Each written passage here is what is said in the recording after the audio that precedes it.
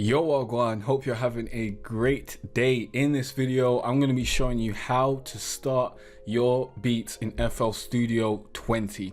So stick through to the end because I'm going to be sharing a lot of interesting sauce that's going to stop you from being stumped when it comes to beginning your beats and getting something cooking. So definitely stay tuned. Now, if you don't know who I am, I'm Jay Carteret from jcarteret.com, teaching you how to be better at music, online business, and online marketing. This is the #1 spot for musicians and creatives that don't want to be starving artists. So if that sounds like you, click that subscribe button and check out the rest of the content on the channel because you will love it. Now let's get straight into this video. I'm actually going to use this as an opportunity to make a beat because I currently need to make 3 more beats to hit my 100 beat upload goal that I'm shooting for this January. Now, the way I start all my beats is with a chord progression, and I suggest you do the same because chord progressions form the basis of songs. Now, I do have a video that should be out right about now on how to create chord progressions. Go and check that out. I also have a video on music theory, teaching you about scales and using the circle of fifths. Go and check that out, as well as a video on how to, I think I've got a video on just basic chords, like how to create chords, which is a music theory video as well. Go and check that out. Those videos don't get a lot of love because it seems people are not searching how to learn about music theory, or they just don't want to learn about music theory because it seems boring. But trust me, music theory is going to help you out a lot in terms of being able to just create more. It's just going to open up more possibilities for you. So definitely check out those videos because I've made them straightforward and to the point, so it's only the stuff that someone who wants to create music as a producer needs to know. I'm not just teaching you a bunch of theory for the sake of it. So first of all, we need to pick a scale. I will pick E minor because it's a relatively easy scale to use. The only note that isn't just a white note is F sharp, so we're just gonna go around that. And here is where, you know, things can get sticky. You know, we've got an empty piano roll right about now. We've got tempo at 130. Sometimes I'll go to 140, but I'm feeling we'll do 130 today. Let's actually do 125. Let's mix it up because I haven't done 125 in a while. And yeah, let's go with that. Now we just want to come up with a chord progression. So we'll go to around E4 or E3 around here, and we will create a chord progression and we'll move forward from there, and I'll show you how this works. So first of all, let's cut this so this is on grid. We can start on the 1. I haven't started on the 1 in ages, so we could go 1 2 3 4 5 4 or 1 4 5.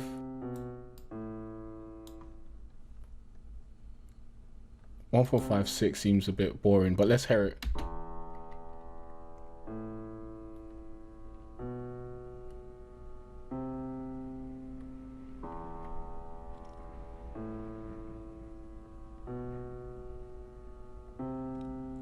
I mean, that actually does sound all right. Like, that doesn't sound too bad. So let's just go 1 4 5 6. That's a really simple chord progression. But now we just need to miss a note in the scale in order to create our chord. So we miss a note, add a note, miss a note, add a note, and now we've got triad chords. We could take it to the next level, add sevenths. That's what we want to do. There we go, a bunch of chords of sevenths. Let's see how this sounds. This might not sound good, so we'll probably end up doing some inversions because look at how much this is moving, but it might sound good. So let's listen back first.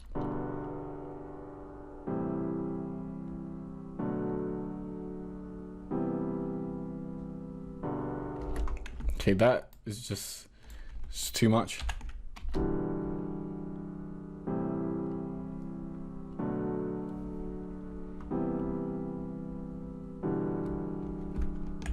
Maybe it's the 7th.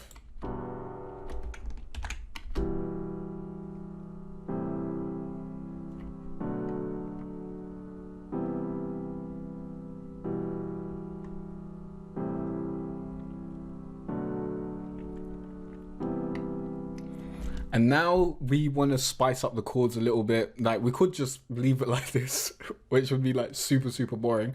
But generally, I want to add some spice to it. Now, there are a few ways to do this. I suggest you watch that chord progression video and my melody video, my video on how to create ambient melodies, as that will show you this in depth.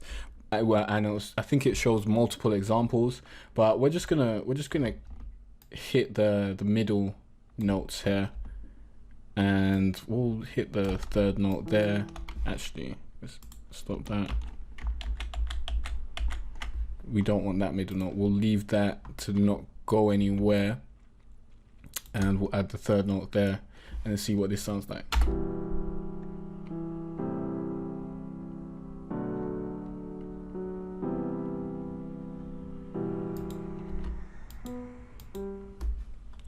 Okay, so I have some of that.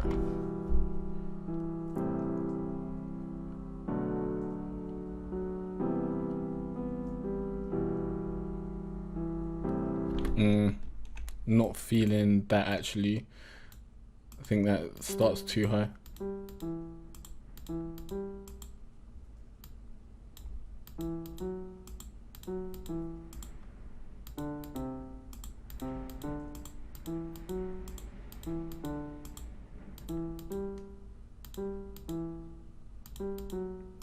Oh, I like that.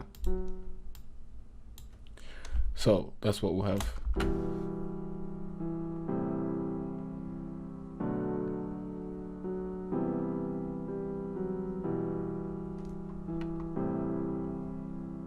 And this actually goes straight into the E, so that's why it sounds good, I guess.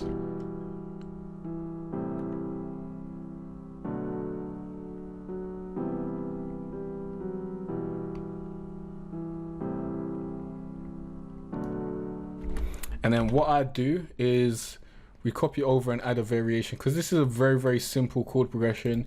We might as well spice it up a little bit. Now, first off, actually, let's come right back. Let's come right back. First off, these passing notes should be a little bit lower. So we're holding Alt and we're scrolling down on a mouse wheel to get those notes to be lower so they sound more natural when they pass through.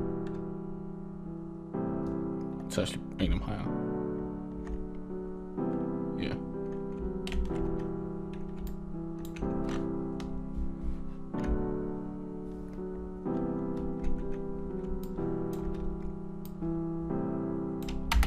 Okay, so very simple chord progression. I usually wouldn't go so, I don't know, like sometimes you go simple. I just want to try it out and see what happens in it.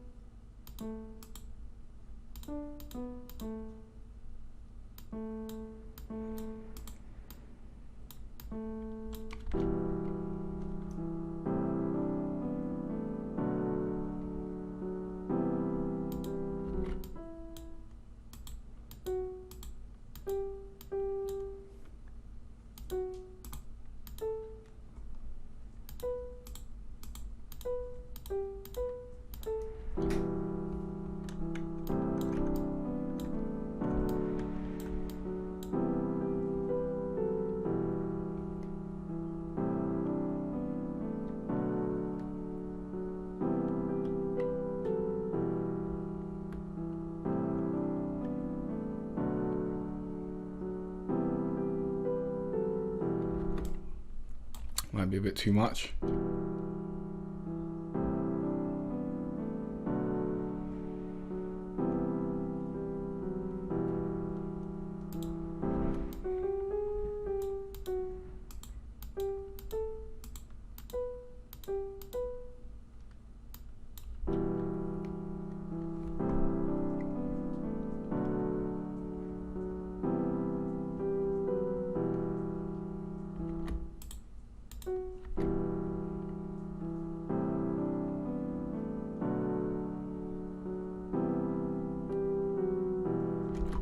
So I'm just going to keep it really simple and just do that. So we've just added 3 notes here and then 2 over there.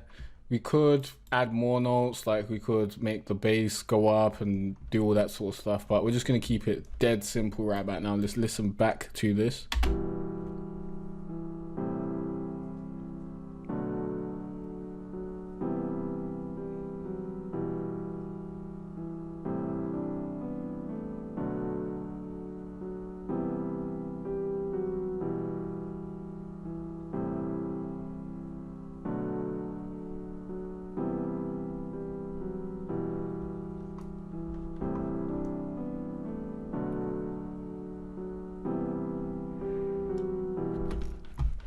Okay, I didn't check if my thing was recording screen audio, so give me a second. I definitely need to check this.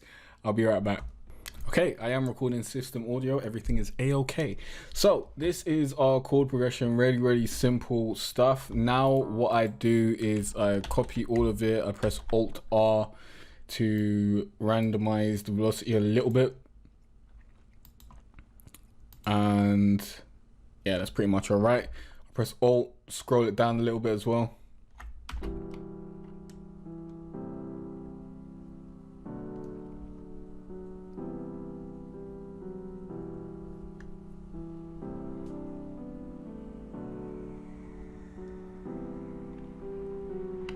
Now you don't have to use 4 chords every time. Like you could mix it up. You could have 3 chords, you could have 2, you can do whatever you want basically to get the sound that you want, but I'm just giving you an example of how I start my beats. Start with the chord progression. We've got the chord progression. Now what I do is we need to find the key that we want. So I don't want to use E minor today. I'm thinking, let's see what, I've done a lot of F sharp minor to be honest, so maybe let's stay away from that. Let's try out G sharp minor and see what that sounds like. In order to do that, we press Control A to select everything, and then we use Shift, and we're going to move this to G sharp minor.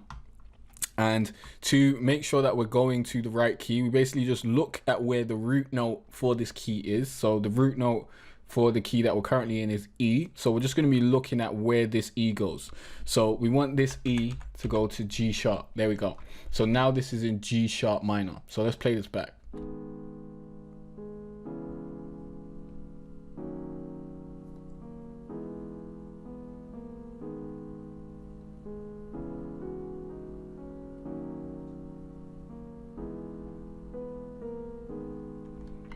Now this sounds way better, but I think it sounds way better just because it's not like full up with all these 3s, like notes in the 3rd octave. It's got everything in the 4th octave, so it just sounds cleaner.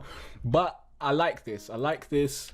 We could try around and shop around again and see if we've got anything else. We can do A sharp. What's A sharp? What would that be? I think that's B flat. Yeah, B flat minor.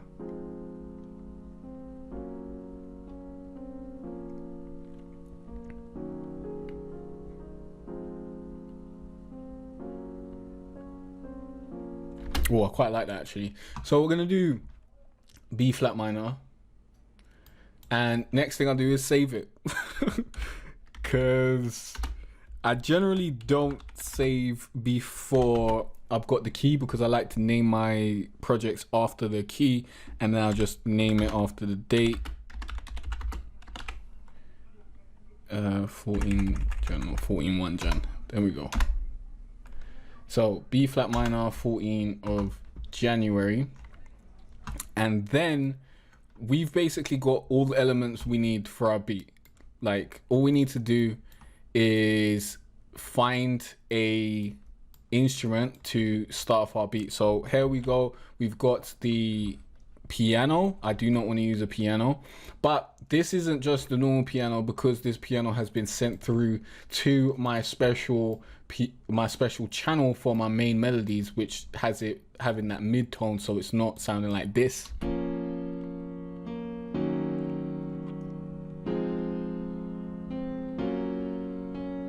Which doesn't sound too bad, but I prefer my melodies to be in the background. This is my RnB Trap template. The link will be in the description down below if you want to grab this. It will make your mixing and mastering way easier because you can just put your instruments and just route them into a specific channel that it's made for, with all the, you know, all the inserts and whatnot, so you don't have to really do much. So basically, next I'll replace this with Omnisphere.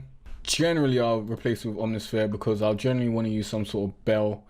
I don't really like using keys, although after I do my 100 beats, I'm gonna circle back and try out some keys and whatnot.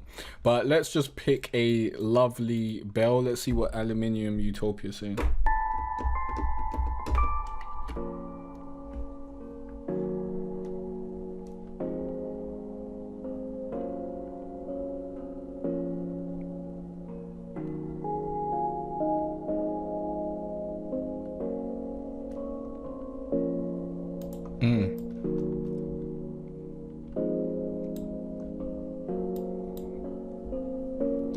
That sounds beautiful.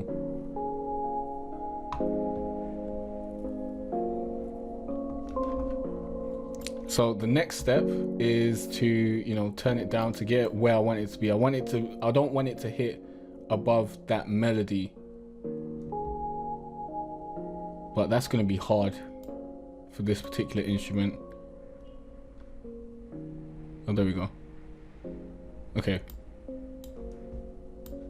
Perfect. Then what I will do is next I add RC20.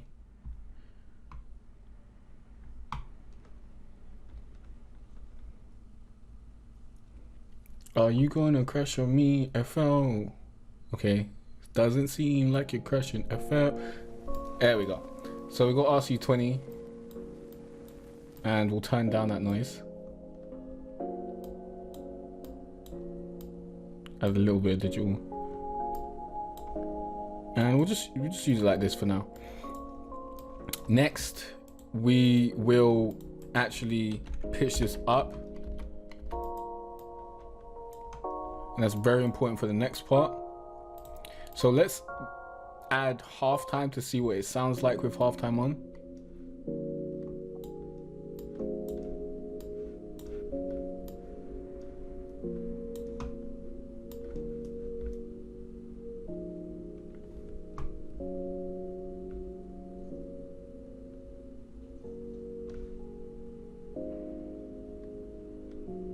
Okay, that sounds all right. Let's bring it a little bit, pan into the middle a little bit.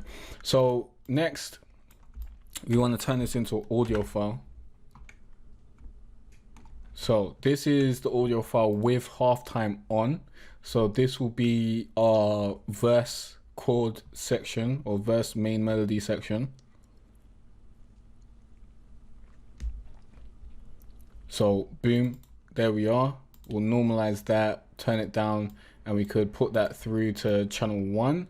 Although I would create another channel for it. I just copy this channel, save mix track, move it over to insert 24 or something, and then we'll change this to be main melody verse, and then we'll use Alt and left to move that next to the first main melody. And then we'll just route that to track 2, and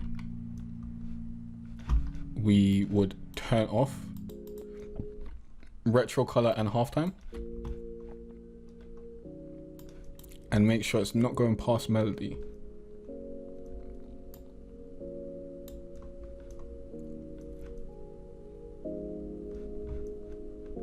So bring it down a little bit.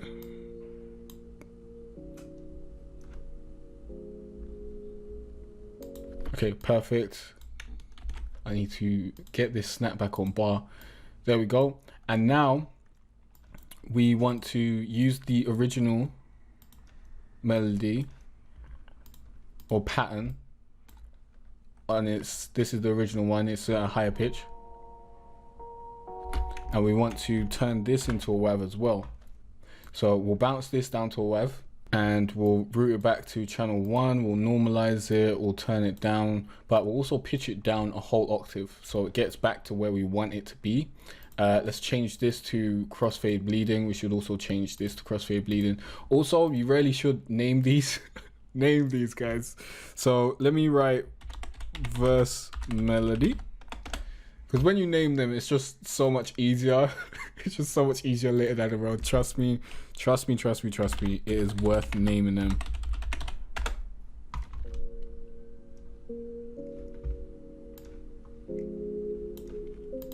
So we want to bring that down.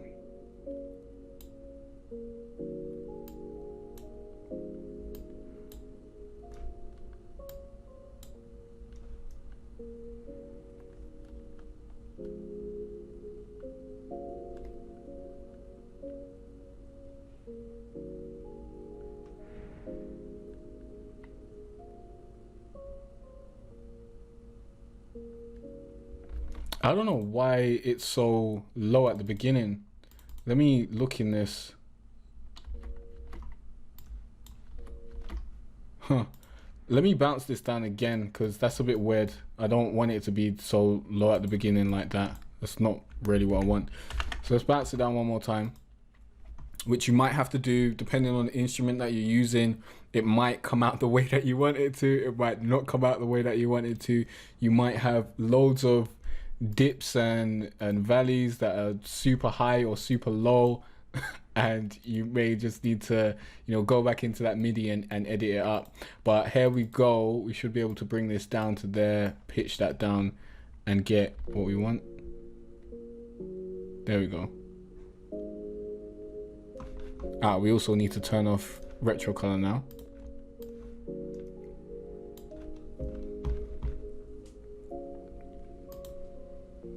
As you can see, this is a lot more consistent across the audio wave file. So this is what we want. We'll name this chorus melody. And now we've got our chorus melody and we have our verse melody. And from here, the main thing we'll be doing is just copy and pasting this MIDI to different instruments to get our counter melody and any other melody elements we want. For example, a pad for the chorus, as I said, the counter melody for maybe the verse or the chorus, maybe an ARP. Like all that sort of stuff will generally come from this pattern. So we're basically done with the melodic section of the track. We just need to find other sounds to complement this sound, and then we'll just keep on going from there. But I will be showing you that and showing you some super saucy secrets on how to create great counter melodies from your original pattern in the next video that I'm going to be creating. So definitely stick around and check that out, or if it's out now, I'll be linking that up there at some point, or after this video is out and after I put that one out, I'll go back and retroactively link this video. I need to stop forgetting to ask my question of the day. Question of the day is, how do you start your beats? How have you been starting your beats? Let me know in the comment section down below. I hope this has helped you out, and hope this has helped you get into a place where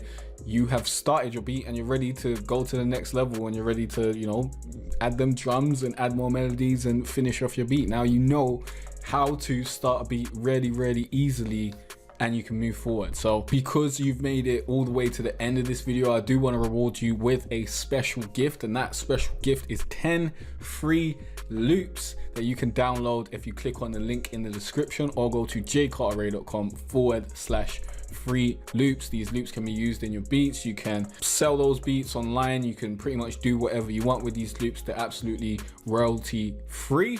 And yeah, if you got any questions or any other videos you'd like me to make, please leave those in the comment section down below. I am super excited to answer your questions and make more videos for you. And I'll see you in the next video where you'll learn more about music production, online business, and online marketing. Peace out.